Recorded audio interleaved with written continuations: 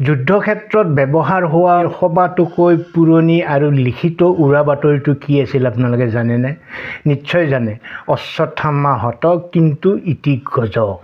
এই উৰা বাতৰিটো ব্যৱহাৰ হৈছিলে শত্ৰুপক্ষক পৰাভূত কৰাৰ আন এক অস্ত্ৰ হিচাপে কুৰুক্ষেত্ৰৰ যুদ্ধত। অস্ত্ৰৰ প্ৰশিক্ষক, যুদ্ধ বিশাৰদ, সুনিপুণ যোদ্ধা গুৰু দ্ৰোণাচাৰ্যৰ আক্ৰমণত সিদিনা চেদেলি ভেদেলি হৈ পৰিছিল পাণ্ডৱ বাহিনী।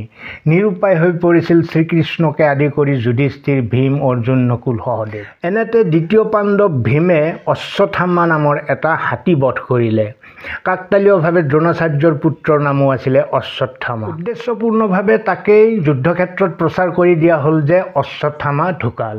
গুৰু দ্ৰোণাচাৰ্যই কিন্তু এই কথা মুঠেও বিশ্বাস নকৰিলে, কাৰণ তেওঁ জানে যে তেওঁৰ পুত্ৰ অশ্বত্থামা অমৰ আৰু তেওঁ ন্যায়পৰায়ণ সত্যবাদী বুলি খ্যাত যুধিষ্ঠিৰৰ মুখেৰে শুনিব বিচাৰিলে অশ্বত্থামাৰ মৃত্যুৰ বতৰা। পৰম পূজনীয় গুৰু দ্ৰোণাচাৰ্যৰ বিশ্বাসত কুঠাৰাঘাত কৰি ন্যায়নিষ্ঠ সত্যনিষ্ঠ যুধিষ্ঠিৰেও একমাত্ৰ কূটনৈতিক কাৰণতে আশ্ৰয় ল'লে অৰ্ধসত্য। কি আছিল সেই অৰ্ধসত্য?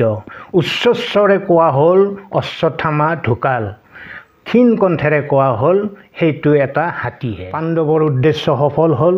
শোকত ম্ৰিয়মান হৈ দ্ৰোণাচাৰ্যই অস্ত্ৰ সম্বৰণ কৰি ঠাইতে বহি পৰিল আৰু সেই সুৱৰ্ণ সুযোগ গ্ৰহণ কৰি দ্ৰুপদ পুত্ৰ তথা দ্ৰৌপদীৰ ভাতৃ ধৃষ্টদ্যুম্নই গুৰু দ্ৰোণাচাৰ্যক বধ কৰিলে। পাকিস্তানৰ সৈতে আমাৰ দেশৰো যুদ্ধ চলি আছে আৰু সমান্তৰালভাৱে উৰা বাতৰিও চলি আছে। কিন্তু আমি কুৰুক্ষেত্ৰৰ যুদ্ধত উৰা বাতৰিৰ বলি হৈ মৃত্যুবৰণ কৰা দ্ৰোণাচাৰ্য হ'ম নে উৰা বাতৰিক সুযোগ হিচাপে গ্ৰহণ কৰি যুদ্ধক নিৰ্ণায়ক দিশলৈ লৈ যাবলৈ সক্ষম হোৱা পাণ্ডৱ হ'ম, সেই কথা আপোনালোকে নিশ্চয় কমেণ্ট বক্সত লিখিব।